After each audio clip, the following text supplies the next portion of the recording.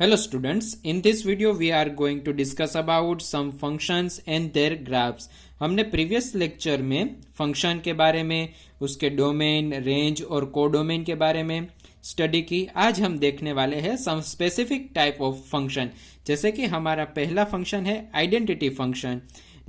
तो क्या होता है identity function? Let R be the set of real numbers, define the real valued function from R to R by y is equal to f of x is equal to x for each x belongs to R. Such a function is called the identity function. Here domain and range of function are real numbers यानी कि R. The graph is a straight line as shown is the figure. तो चलिए identity function हमने ये text book में जो definition दी उसको आसान भाषा में समझ ले कि आइडेंटिटी फंक्शन हम किसे कहते हैं।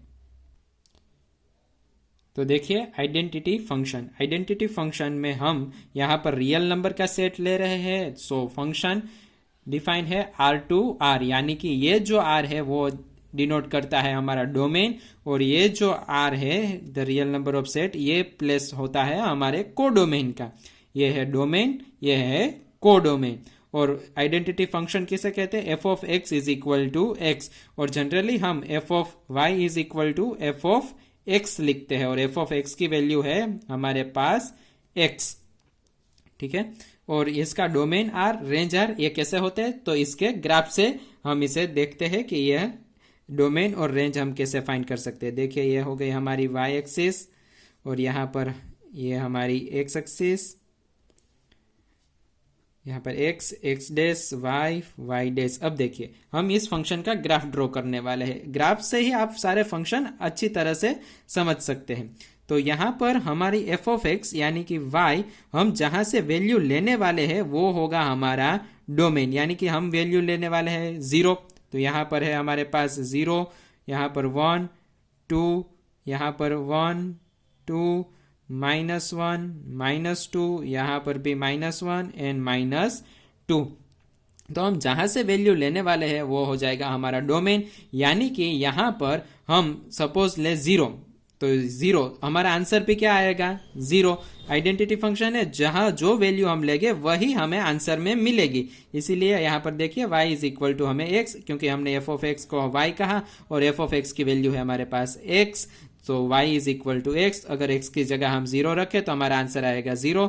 अगर हम यहाँ पर 1 पुट करें तो y हमें मिलेगा 1, यानी कि x एक्सिस है हमारे डोमेन की जैसे वर्क कर रही है यहाँ पर, और y एक्सिस हमारी रेंज की तरह वर्क कर रही है कि हमें कौन सा आंसर मिलेगा।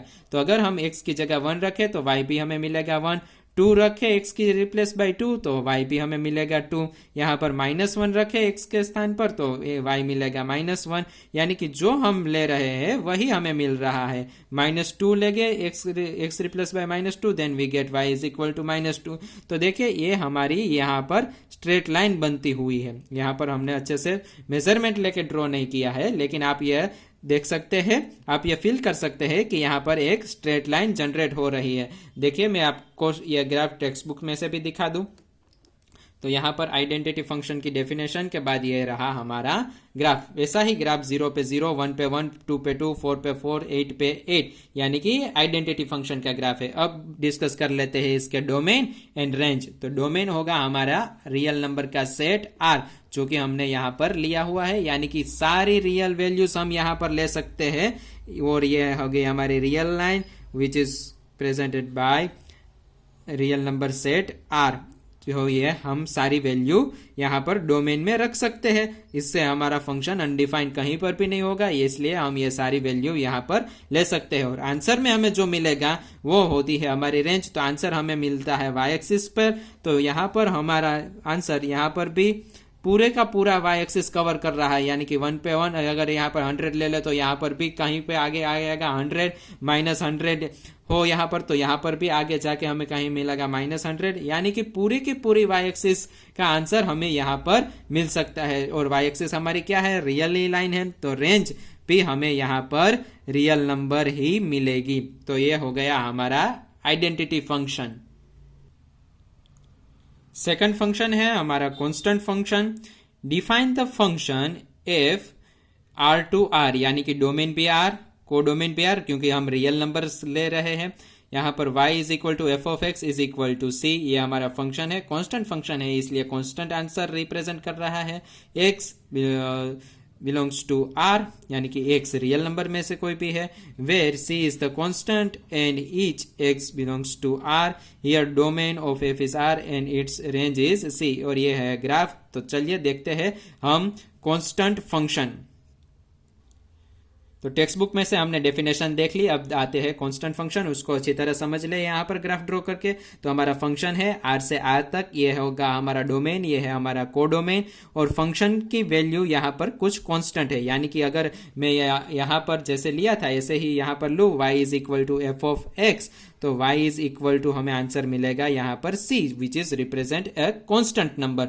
तो चलिए देखते हैं इसका ग्राफ, और उस पर से हम इसका डोमेन और रेंज को डिफाइन करेंगे।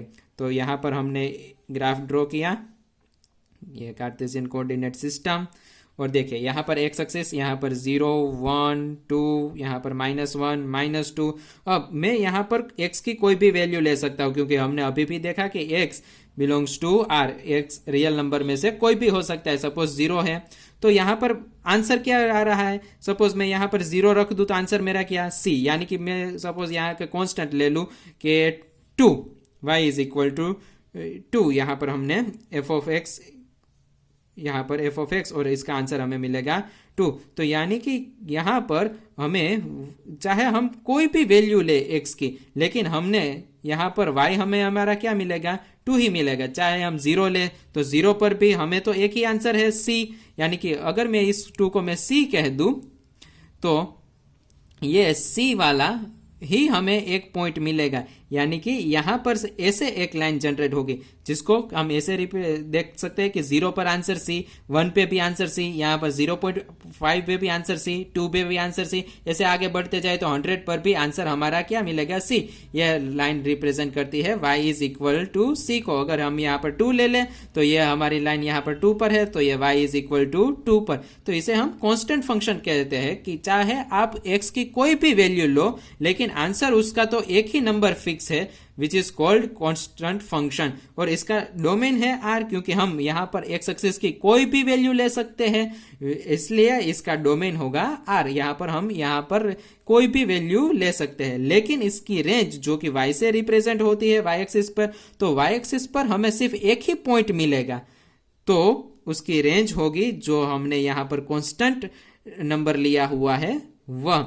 तो ये हो गया हमारा कांस्टेंट फंक्शन, जहां पर हम डोमेन है हमारा r और रेंज है हमारा एक पर्टिकुलर पॉइंट जो हमने यहाँ पर c से डिनोट किया है, वह कांस्टेंट पॉइंट हमारी रेंज हो गया।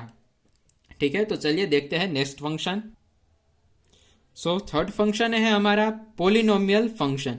ए function from r to r is said to be polynomial function if for each x in r is y equal to f of x a0 plus a1x plus a2x square। देखिए यहाँ पर power continuously increase हो रही है, where n is non negative integer, यानी कि power जो है वो नॉन नेगेटिव इंटीजर है, तभी तो वो पोलिनोमियल बनेगा। द फंक्शन डिफाइंड बाय, ऐसे भी हो सकता है x cube minus x square plus 2 या x raise to 4 plus under root 2x are some examples of polynomial function. Whereas the function h defined by h of x is not a polynomial function why. ये हमें ढूंढने के लिए कहा है कि क्यों ये पोलिनोमियल फंक्शन नहीं है। अरे अभी तो यहाँ पर हमने देखा कि where n is non negative integer, यानी कि जो n है, n यानी कि यहाँ x की पावर जो है वो नॉन नेगेटिव इंटीजर होनी चाहिए, तो और यहाँ पर ये इंटीजर नहीं है, इसलिए ये पोलिनोमियल नहीं है। तो चलिए पोलिनोमियल फंक्शन को हम अच्छी तरह से समझ ले एक दो ग्राफ लेके। तो पोलिनोमियल फंक्शन में है फंक्शन r to r, यानी कि डोमेन भी रियल नंबर, कोडोमेन भी रियल नंबर है, और यह हमने ये पोलिनोमियल फंक्शन ऐसे डिफाइन किया है, जहां पर n है वो नॉन नेगेटिव इंटीजर है। अगर वो नॉन नेगेटिव इंटीजर नहीं है तब तो वो पोलिनोमियल ही नहीं बनेगा।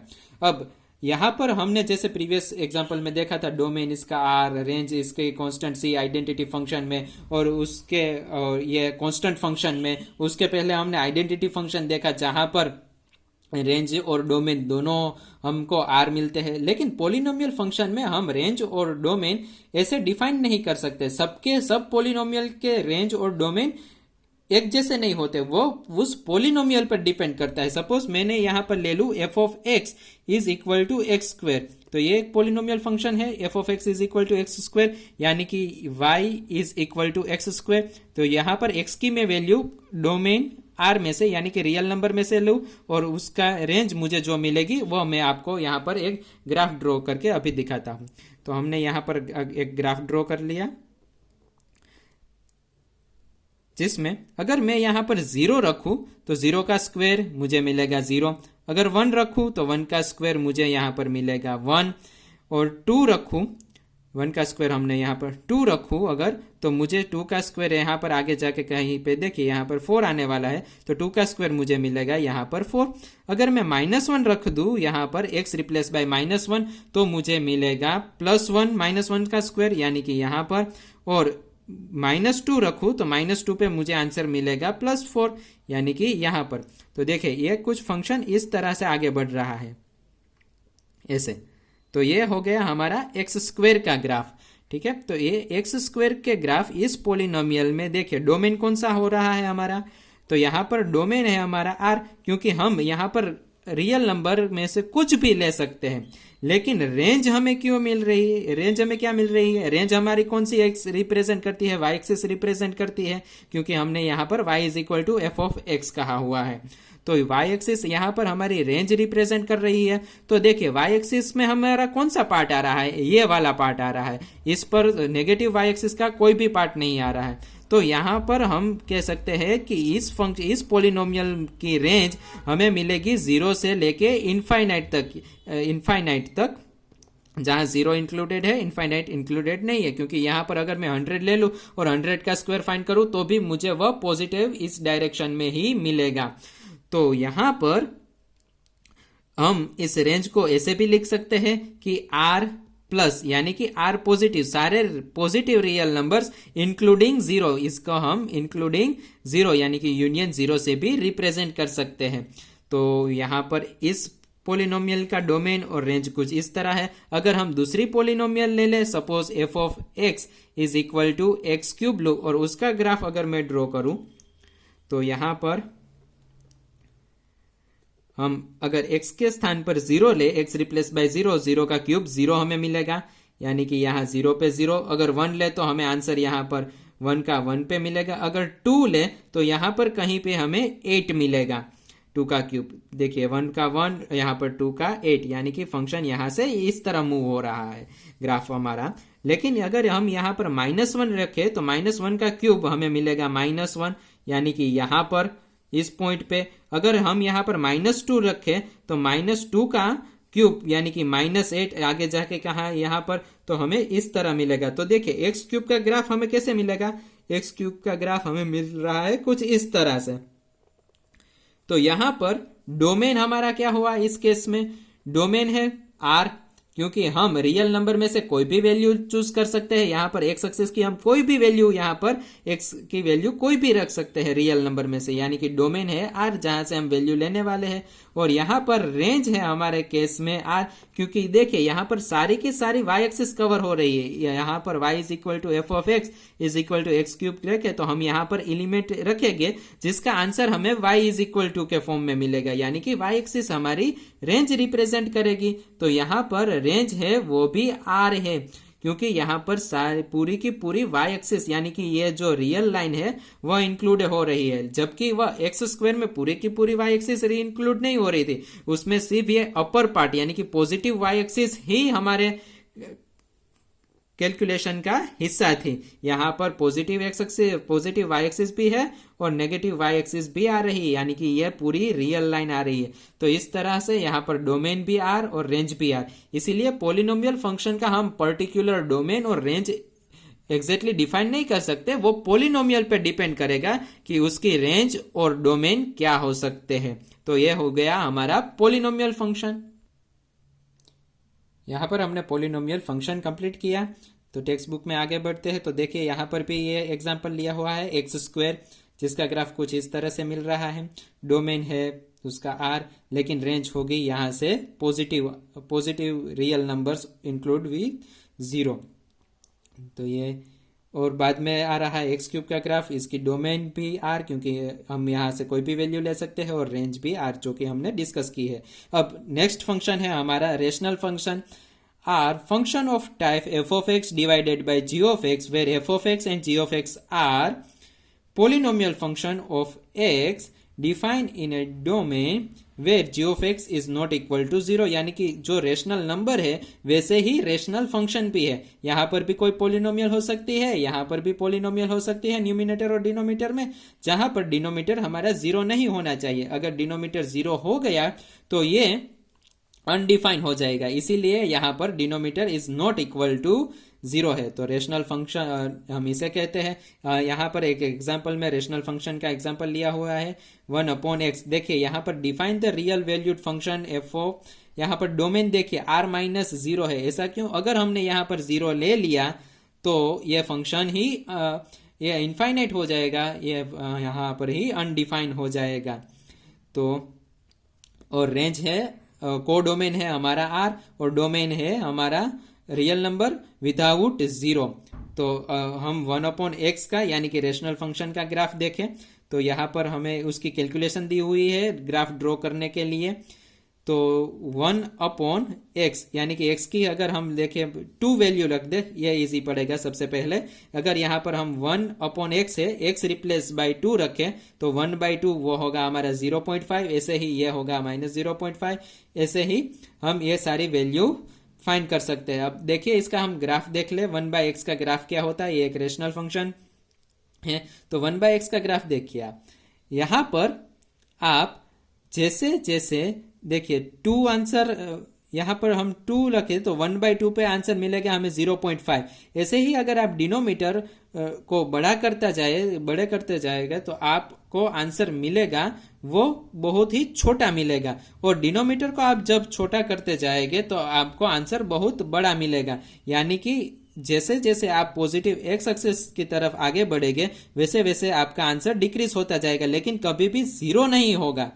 ऐसा आपको लगेगा कि यहाँ पर 0 होने वाला है, लेकिन यह कभी भी 0 नहीं होगा, बहुत बहुत छोटा आंसर आपको मिलेगा।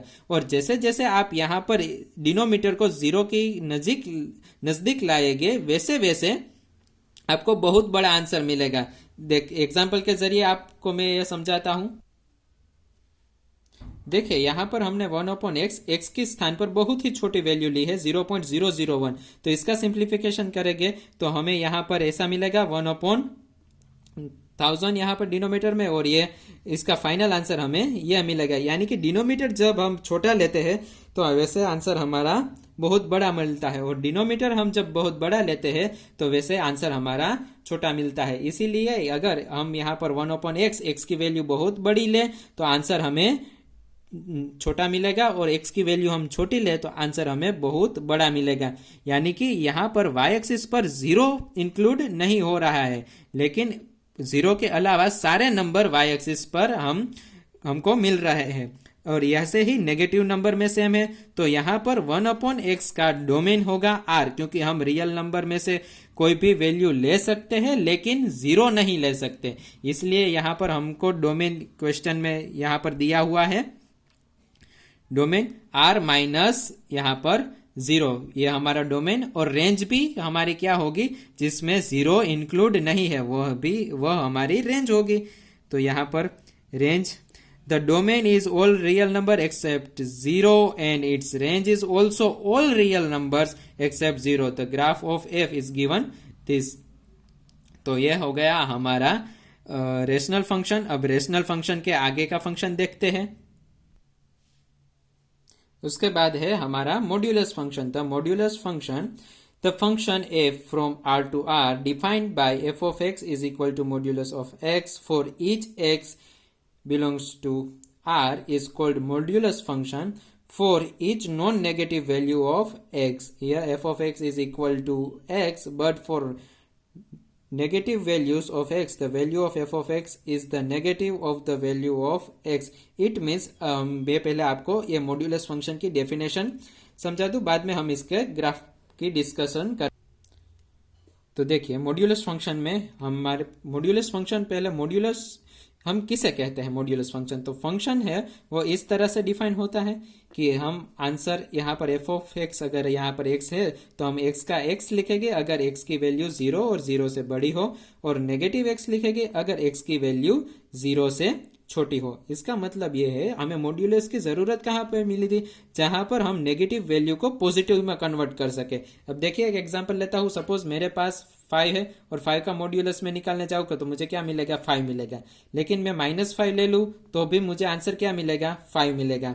अगर यहाँ पर 0 और 0 से कोई भी बड़ी वैल्यू है तो वह एग्जैक्टली इसी वैल्यू को रिप्रेजेंट कर देगा।